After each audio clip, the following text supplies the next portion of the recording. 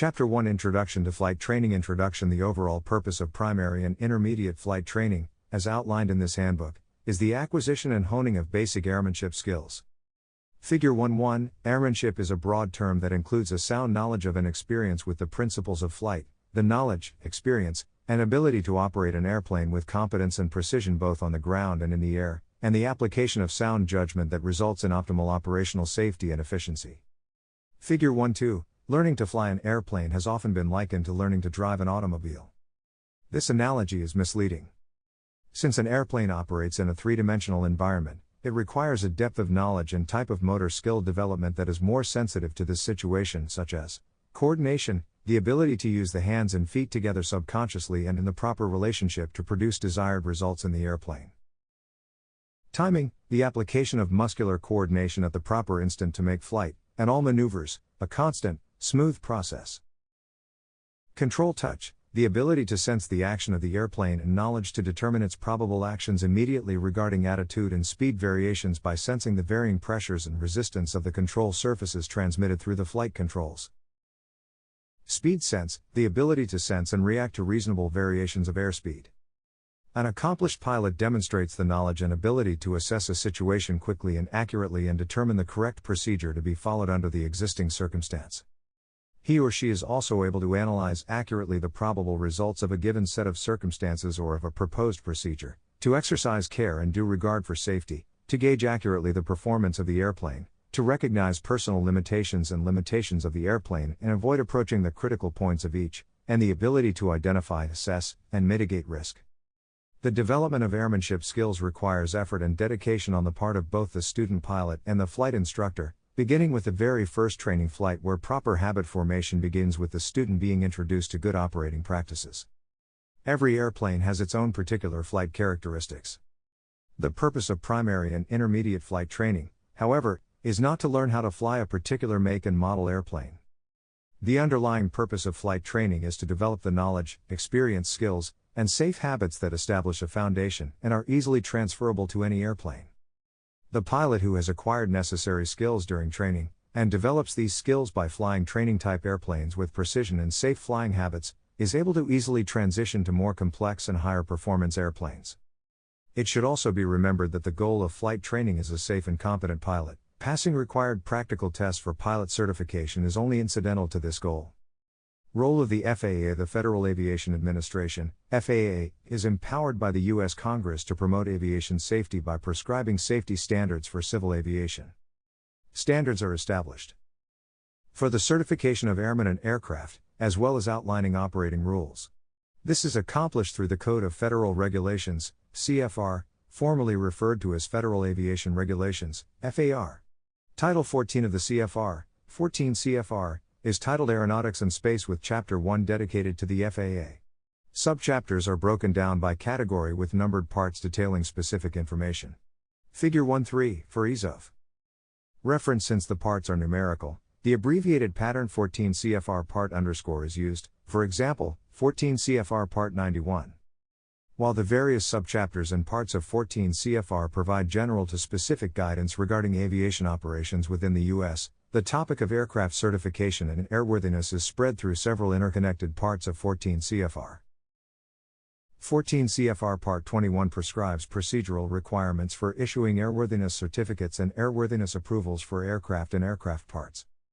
A standard airworthiness certificate, FAA Form 8100-2, is required to be displayed in the aircraft. Figure 1.4, it is issued for aircraft type certificated in the normal, utility, acrobatic, commuter or transport category, and for man-free balloons. A standard airworthiness certificate remains valid as long as the aircraft meets its approved type design, is in a condition for safe operation and maintenance, and preventative maintenance and alterations are performed in accordance with 14 CFR Parts 21, 43 and 91. 14 CFR Part 39 is the authority for the FAA to issue airworthiness directives, ADs, when an unsafe condition exists in a product, aircraft, or part, and the condition is likely to exist or develop in other products of the same type design. 14 CFR Part 45 identifies the requirements for the identification of aircraft, engines, propellers, certain replacement and modification parts, and the nationality and registration marking required on U.S. registered aircraft. 14 CFR Part 43 prescribes rules governing the maintenance, preventive maintenance, rebuilding, and alteration of any aircraft having a U.S. airworthiness certificate. It also applies to the airframe, aircraft engines, propellers, appliances, and component parts of such aircraft. 14 CFR Part 91 outlines aircraft certifications and equipment requirements for the operation of aircraft in U.S. airspace. It also prescribes rules governing maintenance, preventive maintenance, and alterations. Also found in 14 CFR Part 91 is the requirement to maintain records of maintenance, preventive maintenance, and alterations, as well as records of the 100-hour, annual, progressive, and other required or approved inspections. While 14 CFR Part 91 outlines the minimum equipment required for flight, the Airplane Flight Manual/Pilot's Operating Handbook, AFM/PO, lists the equipment required for the airplane to be airworthy. The equipment list found in the AFM/PO is developed during the airplane certification process. This list identifies those items that are required for airworthiness, optional equipment installed in addition to the required equipment, and any supplemental items or appliances. Figure 1.5 shows an example of some of the required equipment, standard or supplemental, not required but commonly found in the airplane, and optional equipment list for an aircraft. It is originally issued by the manufacturer and is required to be maintained by the Type Certificate Data Sheet, TCDS. An aircraft and installed components and parts must continually meet the requirements of the original type certificate or approved altered conditions to be airworthy. 14 CFR Part 61 pertains to the certification of pilots, flight instructors, and ground instructors. It prescribes the eligibility, aeronautical knowledge, flight proficiency training, and testing requirements for each type of pilot certificate issued. 14 CFR Part 67 prescribes the medical standards and certification procedures for issuing medical certificates for airmen and for remaining eligible for a medical certificate. 14 CFR Part 91 contains general operating and flight rules. The section is broad in scope and provides general guidance in the areas of general flight rules, visual flight rules, VFR, instrument flight rules, IFR, and as previously discussed aircraft maintenance, and preventive maintenance and alterations. Flight Standards Service within the FAA, the Flight Standards Service, AFS, sets the aviation standards for airmen and aircraft operations in the United States and for American airmen and aircraft around the world. The AFS is headquartered in Washington, D.C., and is broadly organized into divisions based on work function, air transportation, aircraft maintenance, flight technology, training, certification, and surveillance, a regulatory support division based in Oklahoma City, Oklahoma, and a general aviation and commercial division. Regional Flight Standards Division managers, one at each of the FAA's 9 regional offices, coordinate AFS activities within their respective regions. The interface between AFS and the aviation community/general public is the local Flight Standards District Office, FSDO. The approximately 90 FSDOs are strategically located across the United States, each office having jurisdiction over a specific geographic area. Figure 1.6, the individual FSDO is responsible for all air activity occurring within its geographic boundaries. The individual FSDOs are responsible for the certification and surveillance of air carriers, air operators, flight schools/training centers, airmen, pilots, flight instructors, mechanics, and other certificate holders. Additional duties that are tasked to FSDO inspectors is accident investigation and enforcement actions. Note, accident investigation and enforcement actions are a smaller part of a field inspector's job than surveillance and certification. Each FSDO is staffed by aviation safety inspectors, ASIs, whose specialties include operations, maintenance, and avionics. General aviation ASIs are highly qualified and experienced aviators. Once accepted for the position, an inspector must satisfactorily complete indoctrination training conducted at the FAA Academy that includes airman evaluation and pilot testing techniques and procedures. Thereafter, the inspector must complete recurrent training on a regular basis. Among other duties, the FSDO inspector is responsible for administering FAA practical tests for pilot and flight instructor certificates and associated ratings. All questions concerning pilot certification, and/or requests for other aviation information or services, should be directed to the FSDO having jurisdiction in the particular geographic area. For specific FSDO locations and telephone numbers, refer to www.fa.gov. Role of the pilot examiner. Pilot and flight instructor certificates are issued by the FAA upon satisfactory completion of required knowledge and practical tests. The administration of these tests is an FAA responsibility that the issuance of pilot and instructor certificates can be carried out at the FSDO level. In order to satisfy the public need for pilot testing and certification services, the FAA delegates certain responsibilities, as the need arises, to private individuals who are not FAA employees. A designated pilot examiner, DPE, is a private citizen who is designated as a representative of the FAA administrator to perform specific, but limited, pilot certification tasks on behalf of the FAA and may charge a reasonable fee for doing so. Generally, a DPE's authority is limited to accepting applications and conducting practical tests leading to the issuance of specific pilot certificates and/or ratings. A DPE operates under the direct supervision of the FSDO that holds the examiner's designation file. A FSDO inspector is assigned to monitor the DPE's certification activities.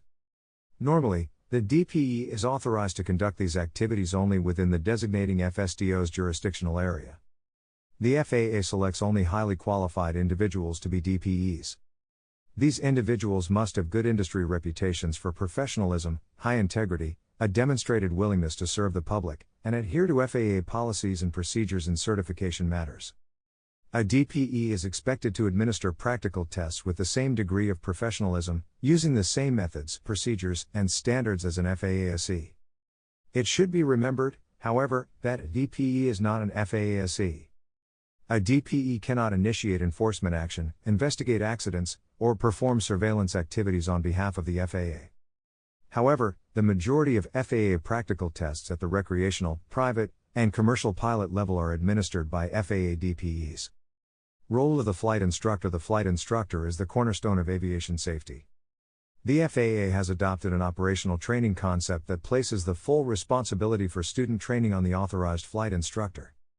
In this role, the instructor assumes the total responsibility for training the student pilot in all the knowledge areas and skills necessary to operate safely and competently as a certificated pilot in the National Airspace System, NAS.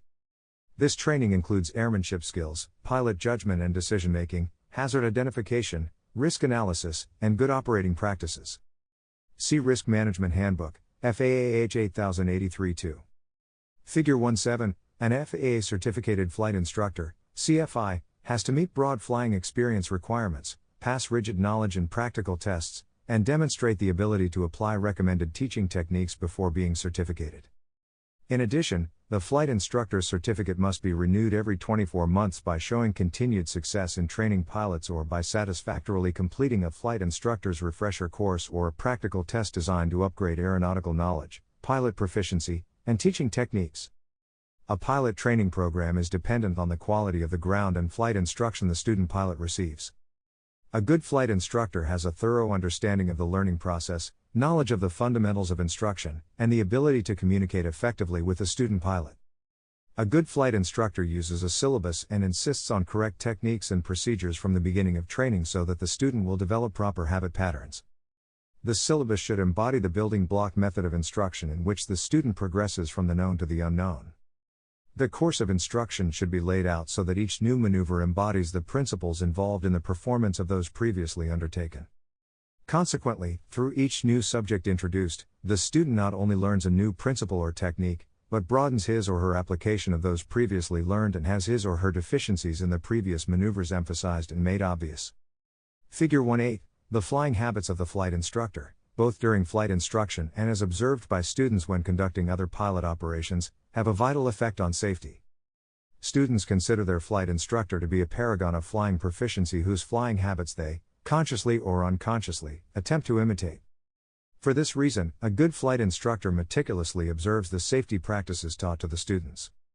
Additionally, a good flight instructor carefully observes all regulations and recognized safety practices during all flight operations. Generally, the student pilot who enrolls in a pilot training program is prepared to commit considerable time, effort, and expense in pursuit of a pilot certificate. The student may tend to judge the effectiveness of the flight instructor and the overall success of the pilot training program solely in terms of being able to pass the requisite FAA practical test. A good flight instructor is able to communicate to the student that evaluation through practical tests is a mere sampling of pilot ability that is compressed into a short period of time.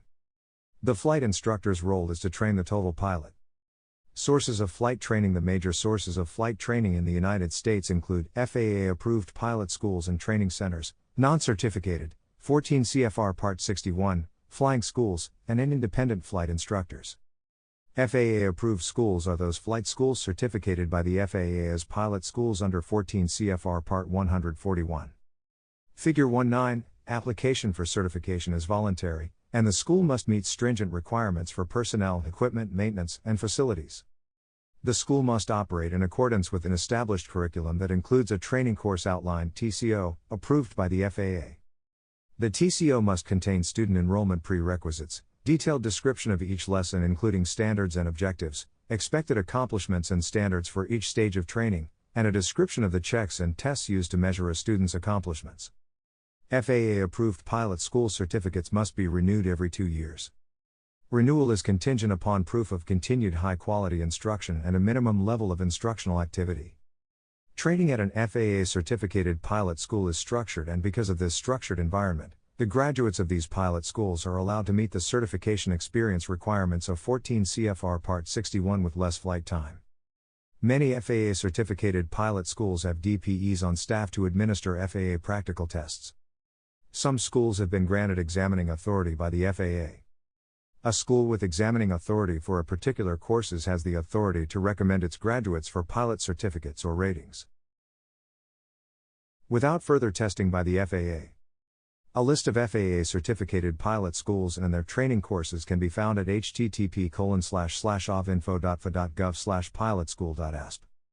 FAA-approved training centers are certificated under 14 CFR Part 142. Training centers, like certificated pilot schools, operate in a structured environment with approved courses and curricula and stringent standards for personnel, equipment, facilities, operating procedures, and record keeping.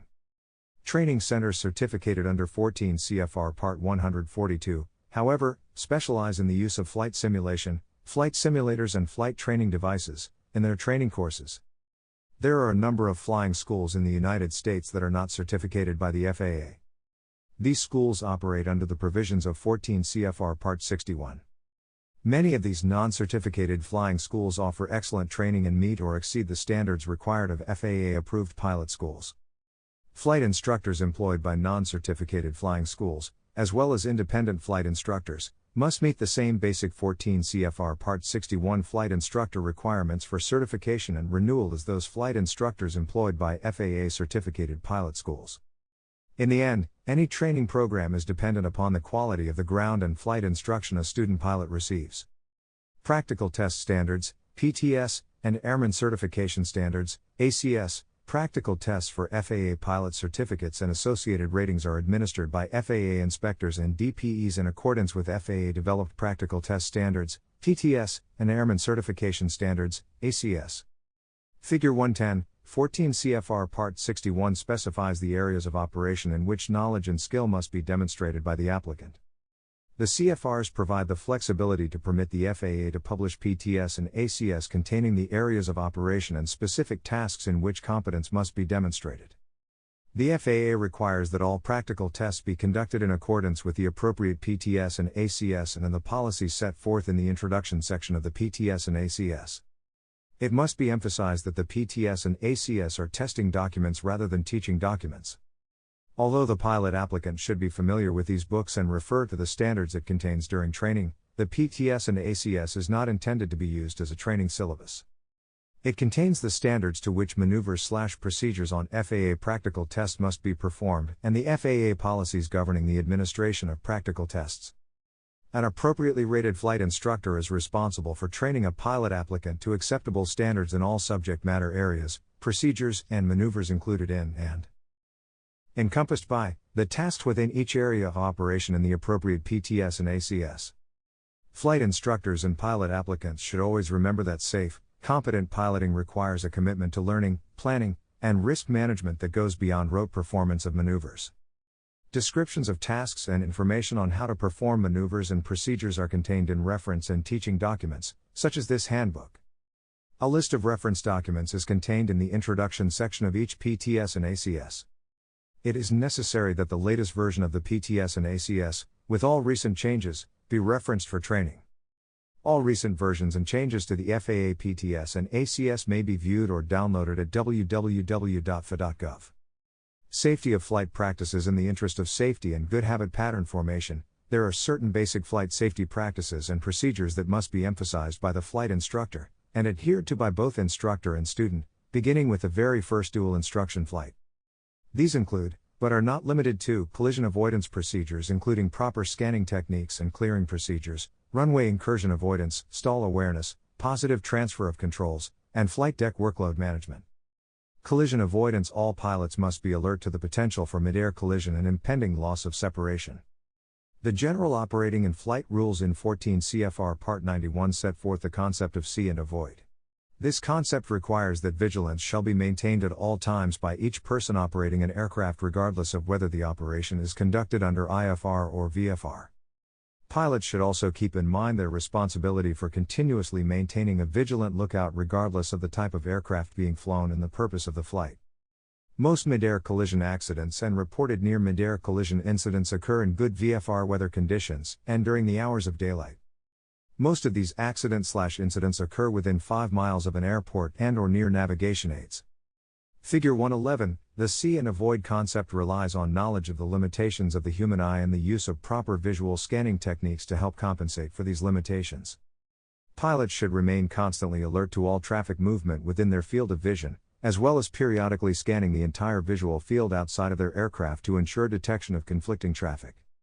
Remember that the performance capabilities of many aircraft, in both speed and rates of climb/descent, result in high closure rates limiting the time available for detection, decision, and evasive action. Figure 112, the probability of spotting a potential collision threat increases with the time spent looking outside, but certain techniques may be used to increase the effectiveness of the scan time. The human eyes tend to focus somewhere, even in a featureless sky. In order to be most effective, the pilot should shift glances and refocus at intervals. Most pilots do this in the process of scanning the instrument panel, but it is also important to focus outside to set up the visual system for effective target acquisition. Pilots should also realize that their eyes may require several seconds to refocus when switching views between items on the instrument panel and distant objects. Proper scanning requires the constant sharing of attention with other piloting tasks, thus it is easily degraded by such. Psychological and physiological conditions, such as fatigue, boredom, illness, anxiety, or preoccupation. Effective scanning is accomplished with a series of short, regularly spaced eye movements that bring successive areas of the sky into the central visual field. Each movement should not exceed 10 degrees, and each area should be observed for at least 1 second to enable detection. Although horizontal back and forth eye movements seem preferred by most pilots, each pilot should develop a scanning pattern that is most comfortable to them and adhere to it to assure optimum scanning. Peripheral vision can be most useful in spotting collision threats from other aircraft. Each time a scan is stopped and the eyes are refocused, the peripheral vision takes on more importance because it is through this element that movement is detected. Apparent movement is almost always the first perception of a collision threat and probably the most important because it is the discovery of a threat that triggers the events leading to proper evasive action. It is essential to remember, however, that if another aircraft appears to have no relative motion, it is likely to be on a collision course with you. If the other aircraft shows no lateral or vertical motion, but is increasing in size, take immediate evasive action. The importance of, and the proper techniques for, visual scanning should be taught to a student pilot at the very beginning of flight training. The competent flight instructor should be familiar with the visual scanning and collision avoidance information contained in AC 9048, Pilot's Role in Collision Avoidance, and the Aeronautical Information Manual, AIM. There are many different types of clearing procedures. Most are centered around the use of clearing turns. The essential idea of the clearing turn is to be certain that the next maneuver is not going to proceed into another airplane's flight path. Some pilot training programs have hard and fast rules, such as requiring 2 90-degree turns in opposite directions before executing any training maneuver. Other types of clearing procedures may be developed by individual flight instructors. Whatever the preferred method, the flight instructor should teach the beginning student an effective clearing procedure and insist on its use. The student pilot should execute the appropriate clearing procedure before all turns and before executing any training maneuver. Proper clearing procedures, combined with proper visual scanning techniques, are the most effective strategy for collision avoidance. Runway incursion avoidance. A runway incursion is any occurrence at an airport involving an aircraft, vehicle, person, or object on the ground that creates a collision hazard or results in a loss of separation with an aircraft taking off, landing, or intending to land. The three major areas contributing to runway incursions are communications, airport knowledge, and flight deck procedures for maintaining orientation. Figure 113, taxi operations require constant vigilance by the entire flight crew, not just the pilot taxiing the airplane. During flight training, the instructor should emphasize the importance of vigilance during taxi operations. Both the student pilot and the flight instructor need to be continually aware of the movement and location of other aircraft and ground vehicles on the airport movement area. Many flight training activities are conducted at non-tower controlled airports.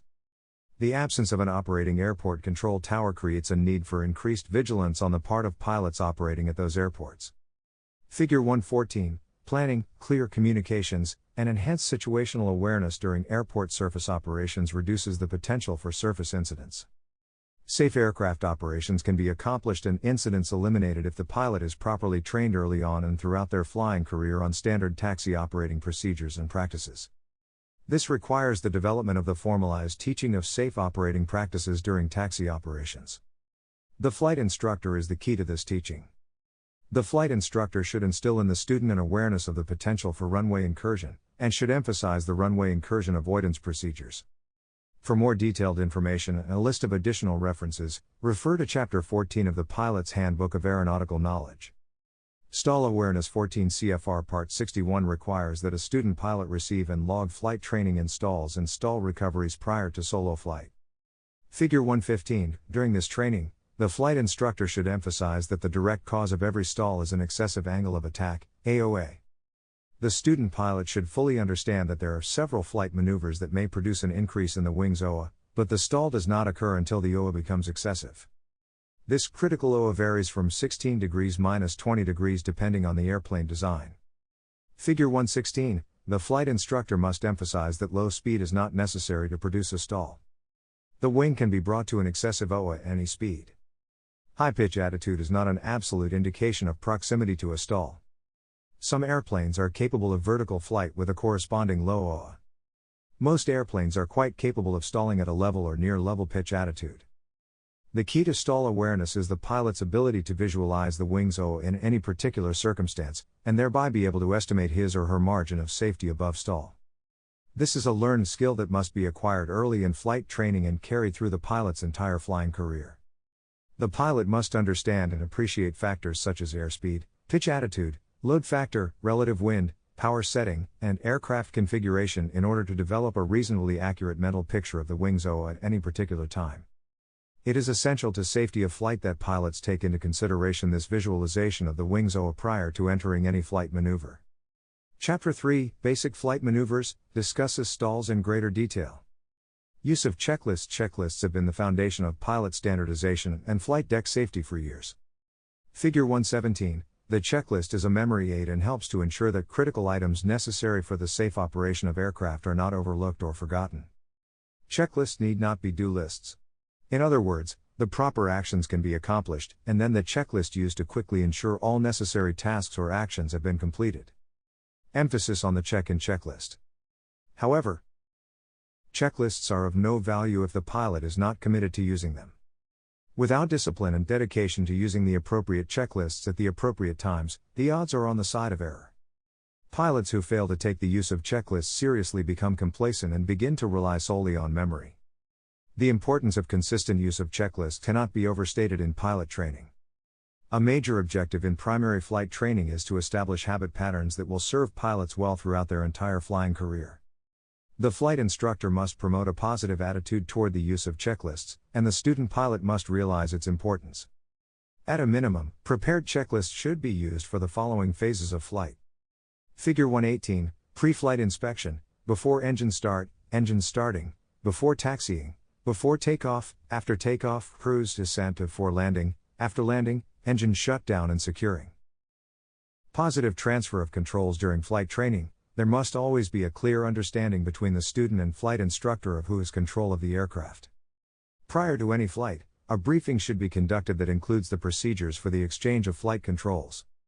The following three-step process for the exchange of flight controls is highly recommended. When a flight instructor wishes the student to take control of the aircraft, He or she should say to the student, "You have the flight controls."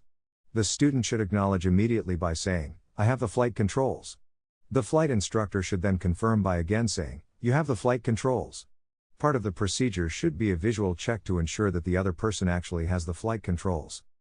When returning the controls to the flight instructor, the student should follow the same procedure the instructor used when giving control to the student. The student should stay on the controls until the instructor says, "I have the flight controls." There should never be any doubt as to who is flying the airplane at any one time. Numerous accidents have occurred due to a lack of communication or misunderstanding as to who actually had control of the aircraft, particularly between students and flight instructors. Establishing the above procedure during initial training ensures the formation of a very beneficial habit pattern. Chapter summary. This chapter discussed some of the concepts and goals of primary and intermediate flight training. It identified and provided an explanation of regulatory requirements and the roles of the various entities involved. It also offered recommended techniques to be practiced and refined to develop the knowledge, proficiency, and safe habits of a competent pilot.